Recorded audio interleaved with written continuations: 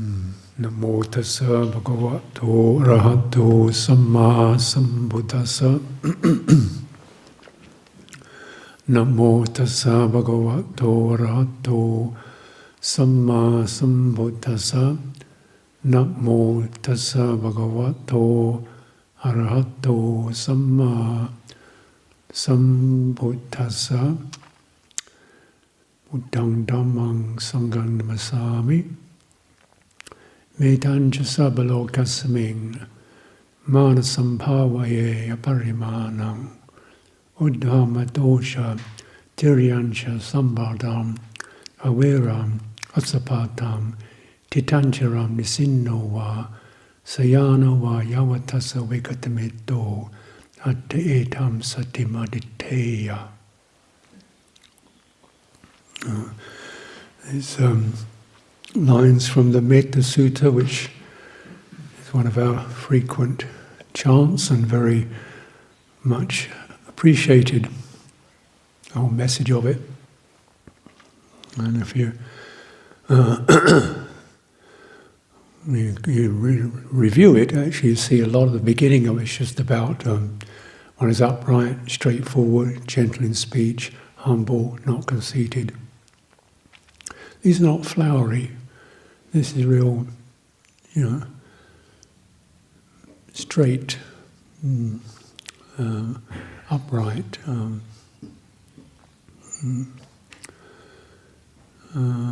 that's the beginning, in a way. That's almost one of the culminating features of metta. It sets you straight and upright.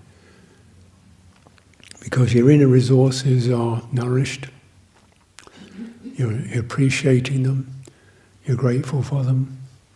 You begin to suffuse your presence with the quality of goodwill and very fortunate, supremely fortunate energy.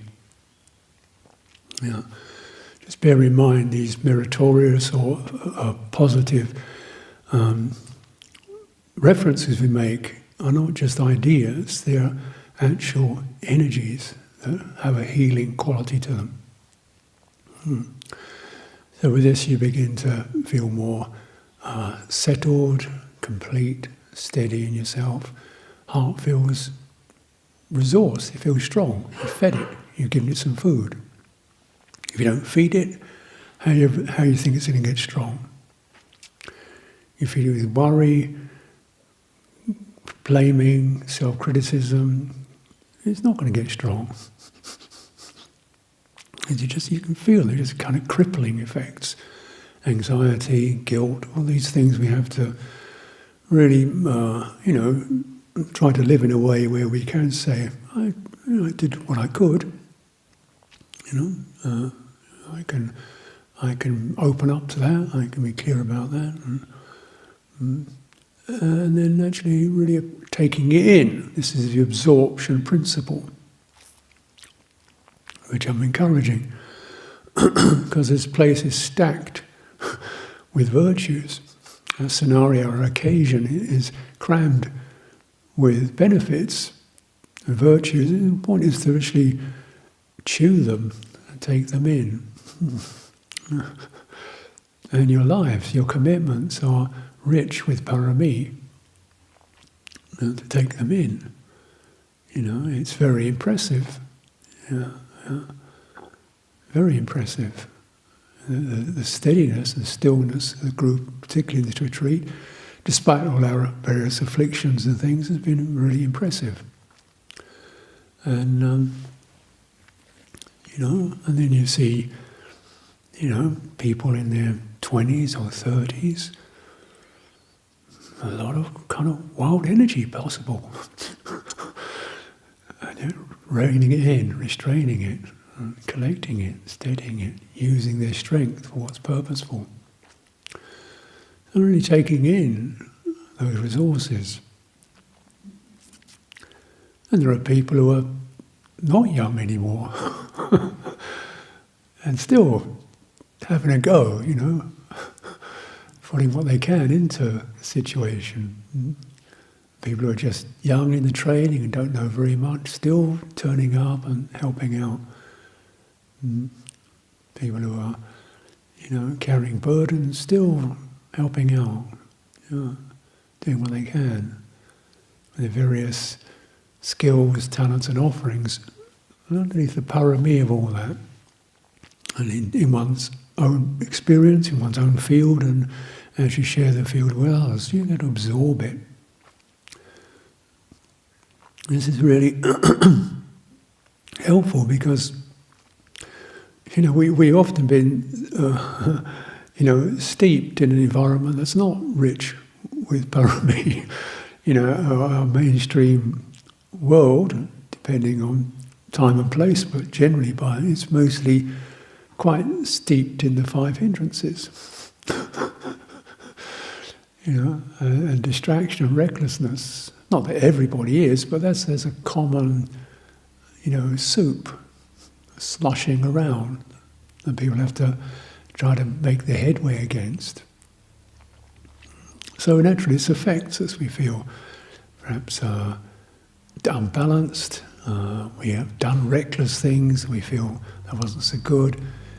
A lot of anxiety in a performance society where you don't feel you can trust everybody. Feeling a lot of self-blame because we live in situations, a lot of measuring people according to their strength, beauty, intelligence, performance, drives and so forth. And you're generally feeling you've got to do more, be more. So this kind of straining and feeling of inadequacy is quite, gets deeply embedded. And is in our social environment. You've got to kind of clear that, really, because certainly in this holy life, it's quite possible. There's some pretty astounding, models of the Buddha, way up there, and then there's arahants, and then there's great masters and teachers you can tune into. And those those you read about, reading books, you think, my goodness, so attained and so way out there, beyond me. And so you can feel very kind of intimidated by it all. And just, I can't do that. I can't manage that. And so you get that feeling of, it doesn't give you faith. Well, that's not really what, I don't think that's what they want. They want to say, look, you can rise up. And then, you can't rise up in a situation where you feel strained and inadequate and feeble and always measuring yourself. You rise up, picking up what you can of the exemplars and what they did and what they didn't do. Just see where it's going to go for you. You can't thrive in any atmosphere that doesn't have goodwill in it.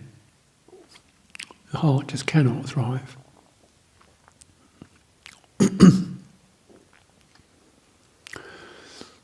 So really important we begin to, track some of those ways in which our hearts get distorted. We get very comparative.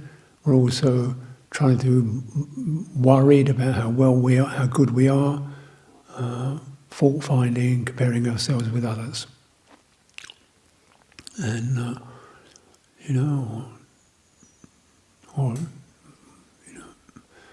anything, actually, any one of us, I'm sure, I can actually honestly admit, I think personally, without really getting negative about it, I think there are people who are definitely wiser than me. Yes, I think I can accept that. Stronger than me, yeah.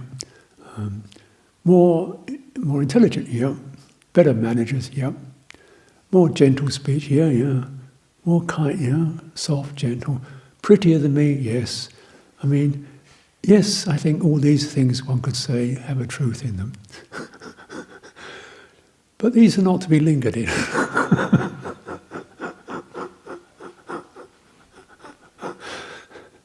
So I'm a lot better than I was 20 years ago. That's to be lingered in. And I did do this mindful thing today. That's to be lingered in. And I did give attention to this person who was having difficulties. That's to be lingered in, you know. And I did, so forgive people. That's to be lingered in. I didn't hold that on. I didn't hold on to that. That's to be lingered in. I did manage to keep the 8 precepts. That's awesome. Really. And that's the standard. For the monastery, that's the standard. I mean, that is kind of stellar when you look at the rest of the human population. And even 5 is pretty impressive. So do we actually take this in?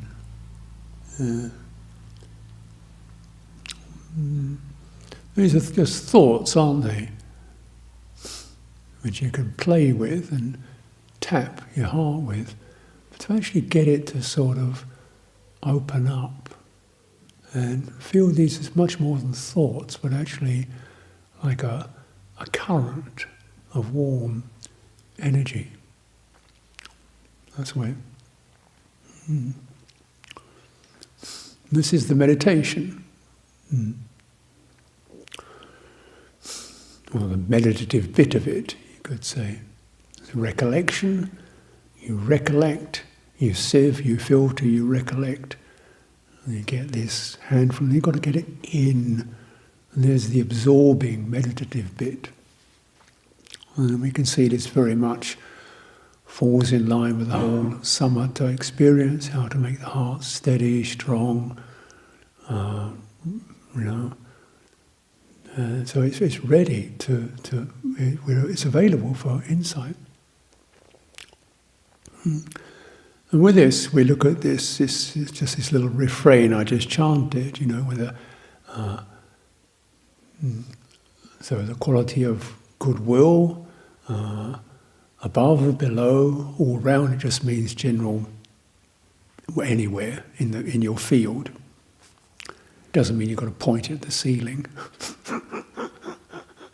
You take these things literally. It just means kind of, you name it, every direction, internal, external, far, near, people alive, dead, your cousin, somebody at the end of the room, your own situation. It's kind of saturate. It's a permeation is the term. And also just thinking out. Even that is quite a change. It's quite a way of considering how we use attention. Because often we use attention to fix it on a particular point, maybe. We're reading, that's a visual thing, is that you read, you calculate, you do numbers, and that's what we normally call concentration, or attention. You give attention to a particular point. That's vitaka, in place your attention. Vichara is investigating, or chara is to move around. So it means you kind of roll it around. It's like you put something in your tongue and you roll it around, you taste it. And then the result of that is things saturate. There's a sense of not just the particular item goes in, but the quality of what that item contains kind of saturates. But of course you have to sort of learn to not be too feverish or hard-edged around attention. So it has got room to move. This is what mindfulness is about. And how is this feeling for me? Is it, and give yourself time to do that. This is the absorption principle, and then it strengthens things.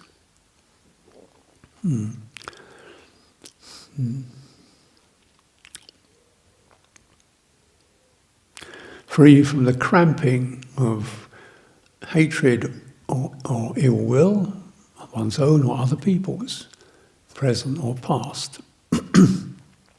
we've been hurt, we've been accused, we've been assaulted.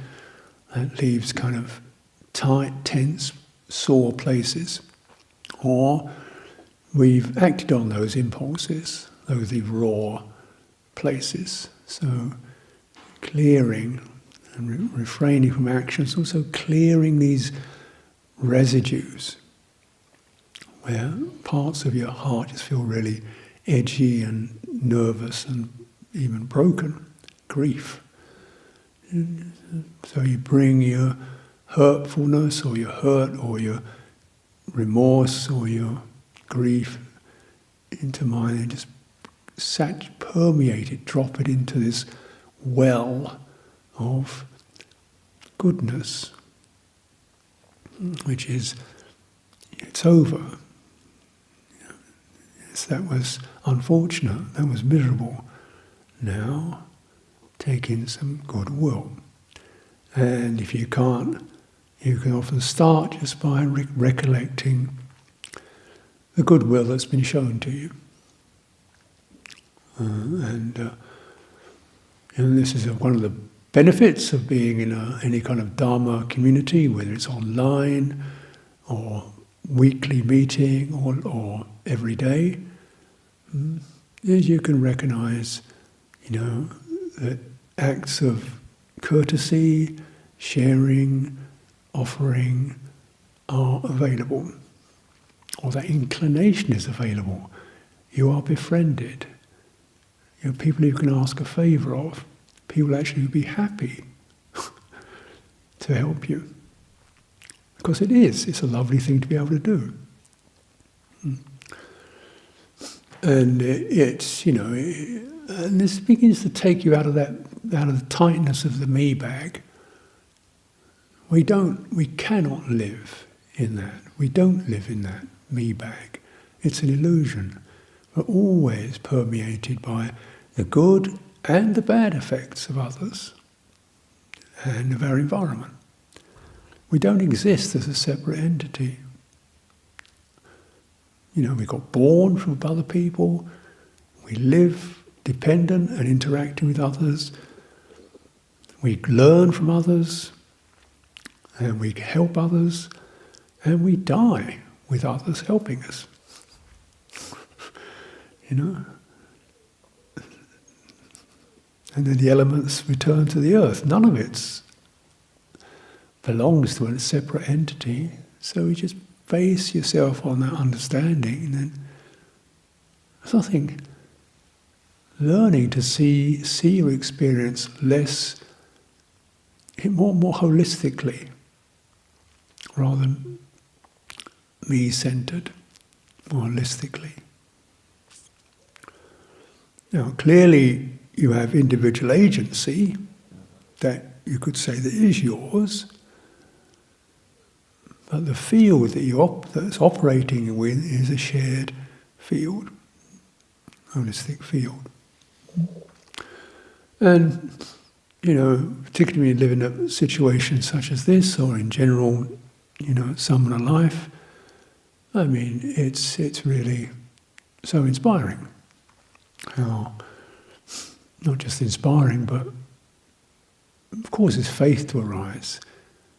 The kitchen manager, the secretary, the work manager, the caretakers, the gardeners, the people giving dana, the treasurers, they're all doing it with a sense of warmth and enthusiasm for one's welfare and for the welfare of what's good. This isn't like just me getting a favour. It's a sense of people tuning into what is good and true and seeing you as an aspect of what is good and true and wanting to tune into that and support what's good and true. And just to kind of have this sense that this is kind of fairly ordinary people in some respects. Yet how beautiful it is. It's not just one amazing person in a million, which indeed is amazing, but a lot of people demonstrate the human shared capacity for truth, goodness, and warm-heartedness. And just that's the world you live in. You know? So it just changes, helps to change one's perspectives on human beings, or affirm one's understanding of human beings, and affirm and give faith and confidence to these very basic, very accessible, non-sectarian values: harmlessness, virtue, kindness, honesty. You know? These are kind of like some esoteric attainment. These are things but they have to be done thoroughly, you know, and tuned into thoroughly, because the mind slips off into, we get affected by impact, feeling, and by old karma. So then, you know, but these are both accessible in terms of they're very easy, non-sectarian, non-denominational human qualities.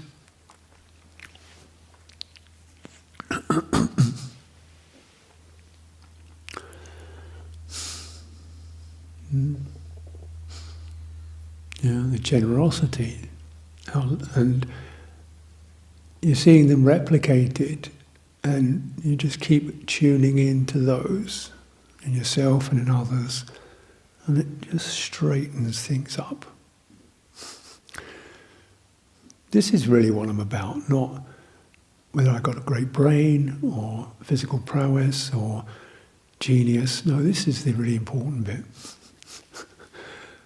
Not to be the special one who's really, you know, a mate, but just be in that main flow of human goodness, and just see where it's going to rise. The more you have time to drink it in. And with this, it's said, you know, whether standing, walking, sitting, or lying down. So, you know, we begin to kind of unfold the meditation model from, you know, sitting still to even walking, which can get kind of, even these things can get kind of like constructs, you know, walking is this, sitting is this. And yeah, there's understanding of skills in that. But here the main theme is how any old thing you're doing, you know, one should kind of have this background theme. You know? And it's possible. And it says, satting aditeya, satting mindfulness, aditeya, a firm foundation should be made. You know, so this is not just a sentiment, aditeya, aditana, yeah, resolution, a firm satting, a firm foundation in mindfulness should be made on this basis. So this is your kind of, you know. And it said these are the four qualities in which goodwill manifests, or benevolence of heart, or whatever you want to call that, are considered to be doors to the deathless.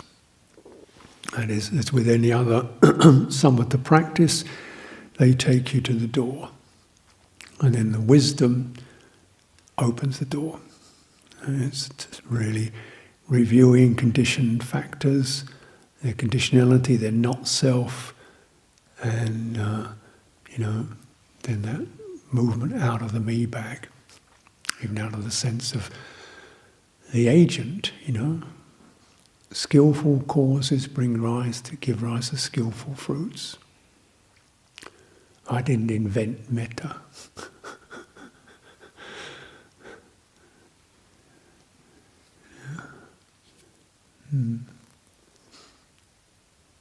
So with this, we then it's okay when you have this quality, you say this governs your speech. What are you trying to? So it's some sort of thing, you sit down and you go through a list of people.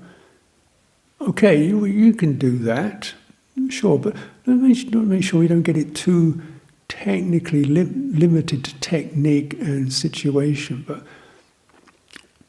the more you can actually permeate your heart, so it comes out of being tight or shaky or occluded, and then use coming into that warm space and see how that can affect your intentions, and how the intentions can affect the way you speak, and holistically. Is this the right time? Is this the right place? Is this be useful for the person? Will it be helpful? If it is unpleasant, can it be said in a way that makes it more manageable to take in, if one has to point something out? Yeah. Just kind of carrying that quality. And even when we get busy, this is where it can get lost. Why it says, unburdened with duties, we're not trying to be workaholics, get lots of things done. So even the way we kind of say, rather than, hey, give me a coffee. I wonder if you could help me with a cup of coffee, please. Just kind of having that quality. And so this isn't just etiquette, this is actually moderating the intention. Yeah. You kind of soften to make that so the person isn't just getting jabbed in the head with something, but, okay, it's taken in softly. Yeah. Rather than, I've got to get this done, and the next thing, do that, you do that, I've got to get this done, but so and so and so, do that, no, just stop that. It's our duty in sati is to stop that racing mind.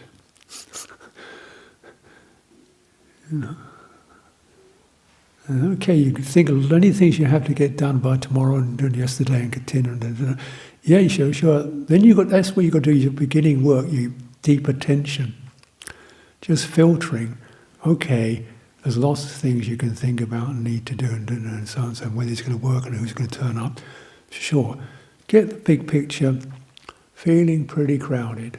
Okay, what's needed? Relax, trust. Okay, just that. Just give yourself that moment. Okay, and then, okay, so just filtering. So then, kind of using that, so we're not buying into the kind of workaholic working model. We have duties and service. I think the duties are things you do repeatedly.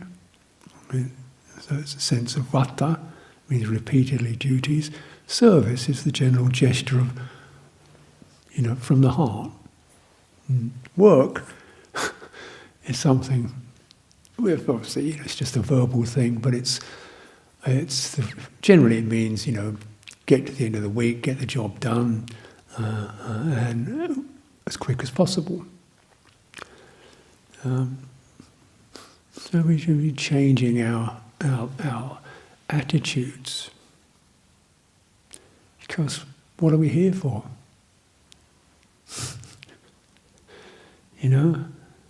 What's the most important thing to sustain is the quality of good heart that encourages people will bring forth their best, and that's all we can ask for.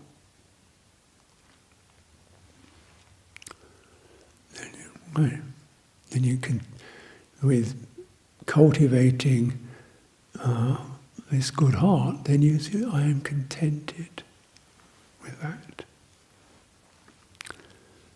I can think of other things I could want and could have and could happen, but because of the quality of the good heart, I take in the goodness that was available, and I am happy to feed on that.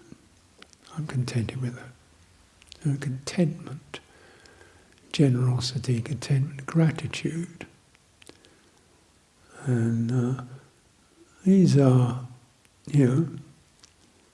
ways in which we train our mental setup. Appreciation. So here we chant the Anumodana or blessing chant once a day.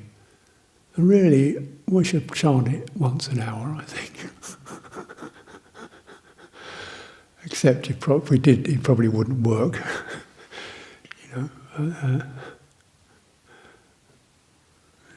It means the appreciation of the goodness. And one should never let a day pass without that gratitude and contentment.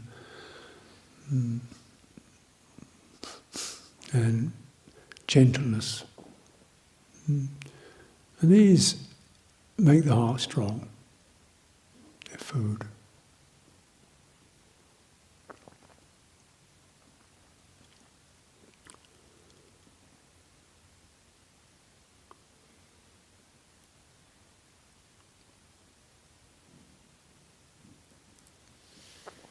And also this is about clearing residues. Residues, could say life messages, is another way of looking at residues. Basic assumptions about oneself and others. Basic volitional settings. I have to do more, I have to be more. I'm not welcome. I'm nervous, I'm awkward, I'm anxious. I can't manage, I'll be blamed. And it's not necessarily verbal, but that shimmering of anxiety when one begins to do something, or even just sometimes even seeing people, or you get the kind of seniority thing, which is supposed to give you a sense of, look, there's people up there who want to really, you can rely upon help you up, instead of people down there who are going to point a finger at you and push you down. So I can feel, the anxiety over, feeling nervous with people who are, in this situation 10, 15, 20 Vassas senior to you, and you think, oh goodness, so he's up there and I'm so, that kind of shimmer. And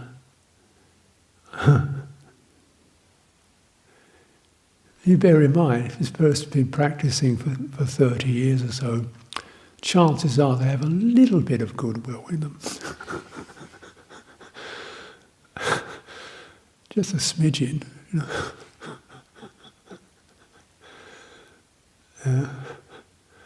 and they probably know the difficulties that everybody go through. They're not kind of like outraged or shocked that you had a reckless moment or a malicious thought or got a bit greedy. Yep.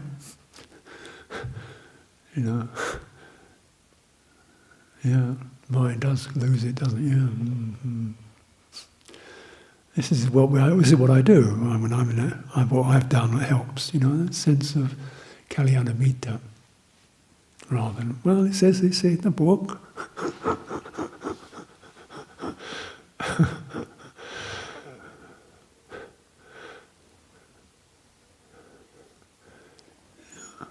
So just kind of looking at one's anxiety, which can be so tuned in that one's kind of overdoing.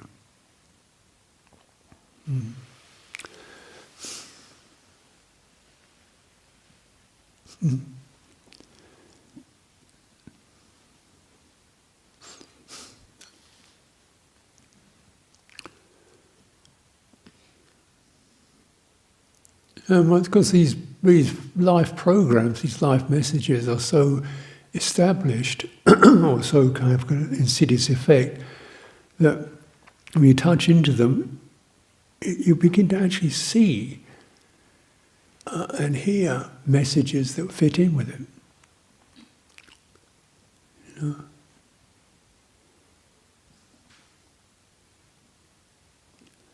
And somebody says, "Oh, look, the way I find it, this is the best way to do it."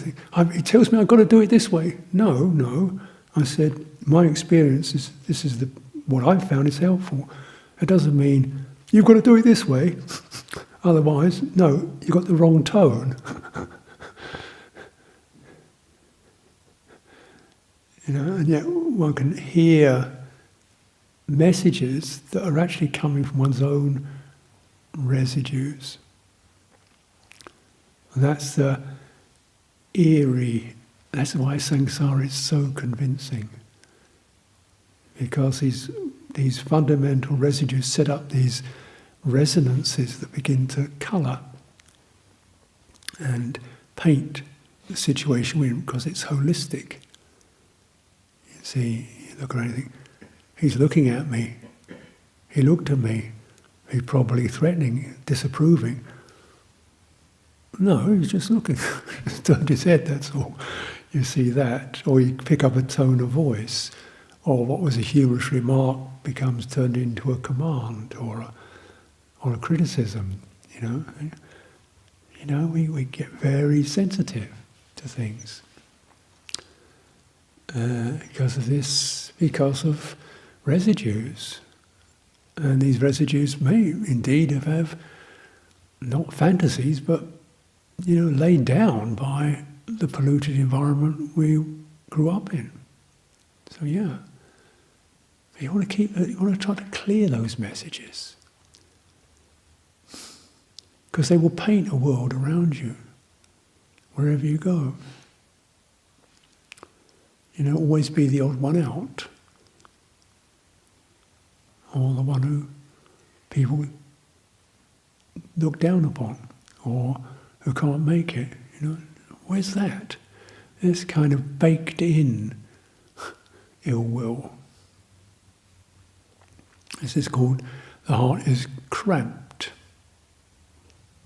And so you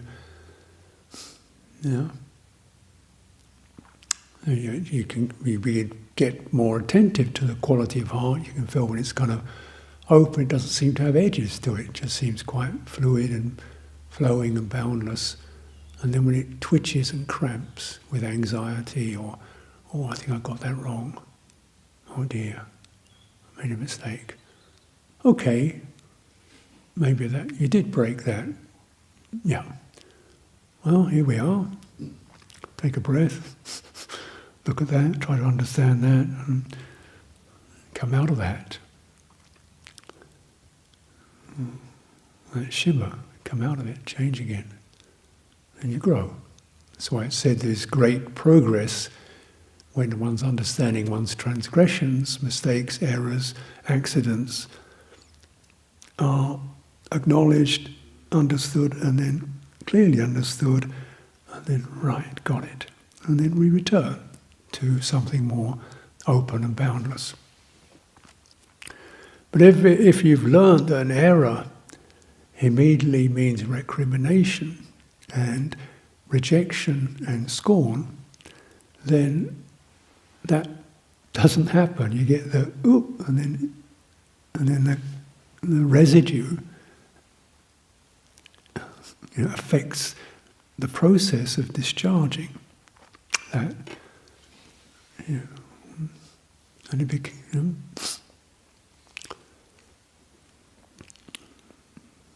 And you can consider, I generally, it's quite simple. If you get a kind of a thought about something you did that just keeps going and going and going and going and going, this is stuck.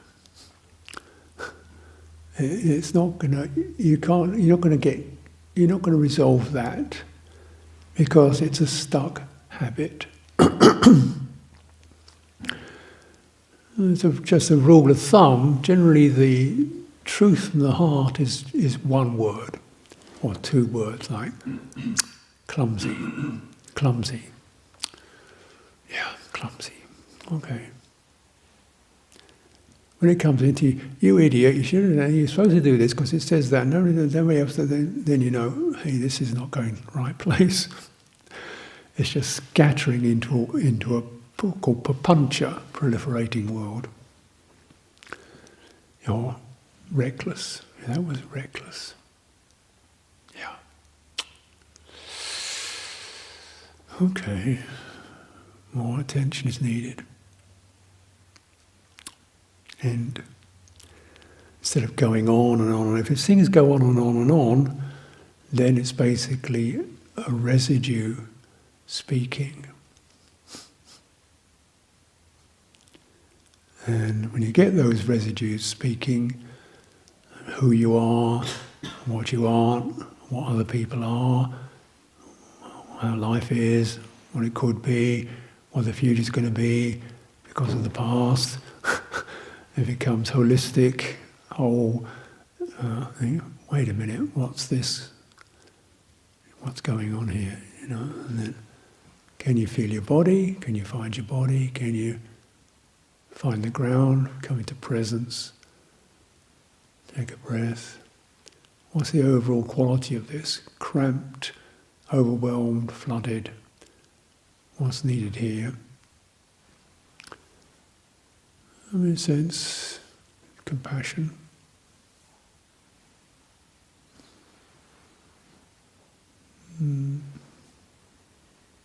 Like water, steadying, cooling. It's okay. Now. It's okay now. Just checking the volition of cramping and recrimination.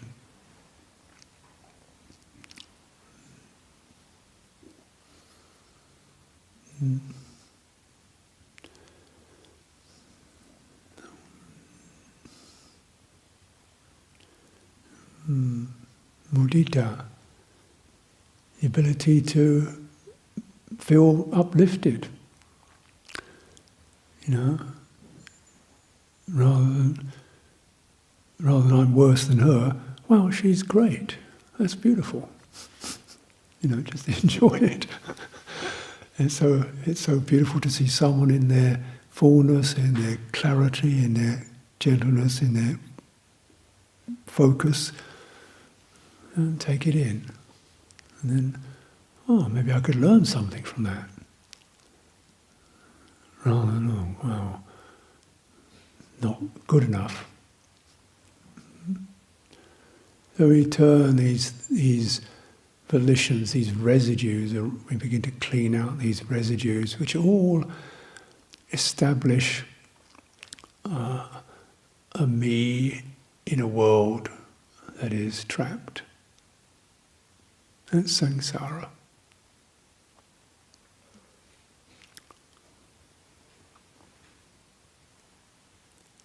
And when we really return to right practice, we see there are skillful factors, unskillful factors. In the present, skillful factors, unskillful factors. Skillful behavior, unskillful behavior. It gets kind of simpler and accessible, and the kind of complex world dissolves down to one point. And this is the one-pointedness that is referred to as a basis for, we call samadhi or concentration. Is you get to, simplify, get to the heart of the matter.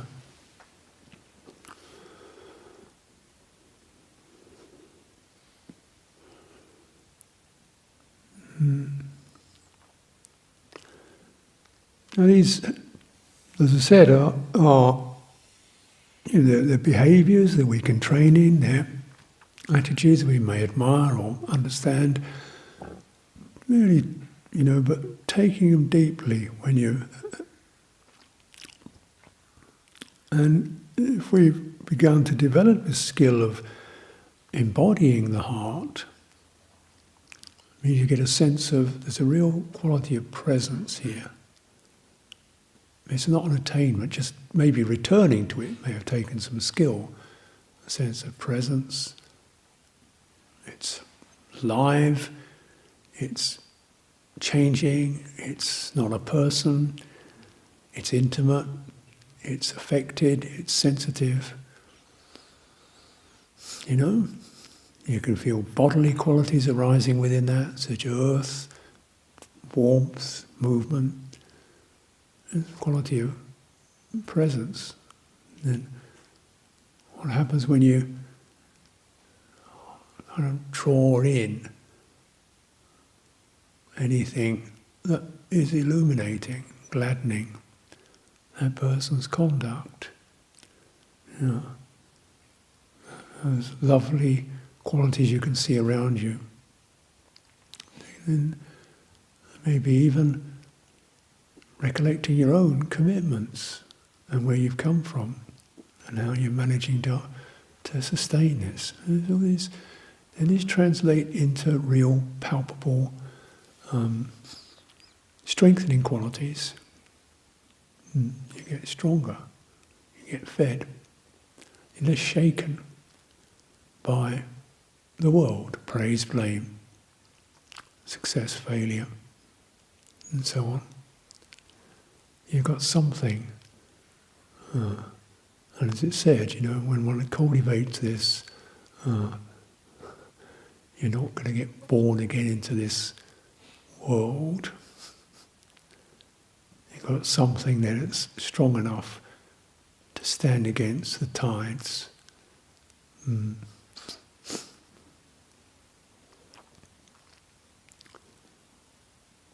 So let's take some time for direct practice.